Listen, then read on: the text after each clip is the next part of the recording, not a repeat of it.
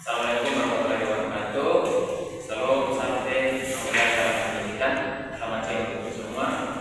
Terima kasih untuk kesempatan yang diberikan kepada Tuhan sehingga akan mempresentasikan hasil kerja kami dengan materi kami yaitu bahasa dan struktur sosial.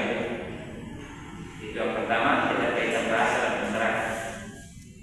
Pertama, hakikat bahasa.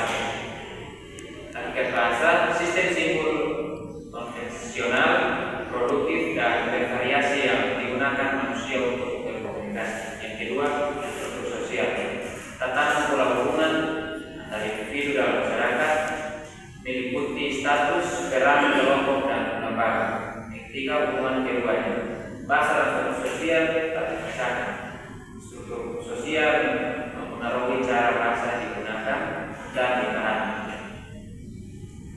Bahasa sebagai hasil sosial dan budaya merupakan alat komunikasi utama untuk mengekspresikan pikiran, perasaan, keinginan dalam interaksi sosial. Yang kedua, itu tentang bahasa sebagai sistem lambang bunyi. Menurut Lombre, bahasa adalah sistem lambang berupa bunyi yang bersifat semena-mena atau karakter yang dipakai oleh anggota masyarakat untuk saling berhubungan dan berinteraksi. Sebagai suatu sistem, bahasa memiliki aturan yang saling bergantung dan mengandung struktur unsur yang dapat dianalisis. Bunyi-bunyi beraturan membentuk struktur tertentu melambangkan makna yang disepakati oleh anggota masyarakat. Interaksi sosial dan tuturan. Yang pertama, peristiwa tuturan proses interaksi linguistik yang melibatkan tutur, lawan tutur, pokok, tutur, waktu, tempat, dan situasi tertentu. Yang kedua, tindak tutur, teori yang mengkaji makna bahasa berdasarkan hubungan tuturan dengan tindakan yang dilakukan penuturnya. Ketiga, kelas sosial dan hierarki status. Kelas sosial didefinisikan sebagai strata orang-orang yang berkedudukan sama dalam status sosial.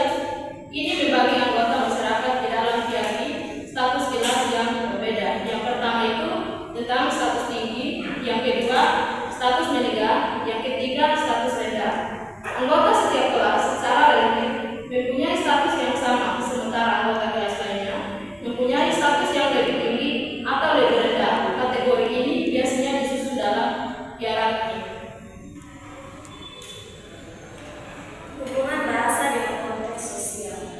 Manusia menggunakan bahasa sebagai alat komunikasi dan identitas kelompok hubungan dipelajari dalam bidang sosiologi. Yang pertama, ciri bahasa, struktur dan variasi linguistik. Yang kedua, fungsi emosi, mengungkapkan suasana hati, marah, sedih. Yang ketiga, fungsi sosial, regulasi dan menentukan arahan. Yang keempat, fungsi interpersonal, menjaga hubungan baik. Konteks sosial dalam mencakup kelas sosial, ekonomi, pekerjaan, pendidikan yang memengaruhi variasi bahasa seperti Jordan dan Argo. Tiga tataran konteks sosial bahasa. Kajian bahasa dalam konteks sosial meliputi tiga tataran utama yang saling terkait. Yang pertama, sosiolinguistik, ilmu antardisiplin yang mengkaji hubungan objektif dan ilmiah antara bahasa, masyarakat, dan lembaga sosial. Yang kedua, wacana, mengkaji model-model wacana yang berhubungan, interaksi terdengar berbicara, dan fungsi pragmatik atau komunikatif bahasa. Yang ketiga, psikolinguistik, mengkaji proses mental yang mendasari pemakaian bahasa, termasuk produksi, persepsi, dan pemolehan atau belajar bahasa. Yang berikut, bahasa dan usia. Usia membedakan kelompok manusia dan menciptakan variasi bahasa khusus yang mencirikan individu pada usia tersebut. Oke, variasi bahasanya yang pertama, anak-anak. Anak-anak cenderung menggunakan bahasa khas karena alat ucap belum berkembang. Contohnya, kata pipis untuk buang air kecil. Yang kedua, remaja.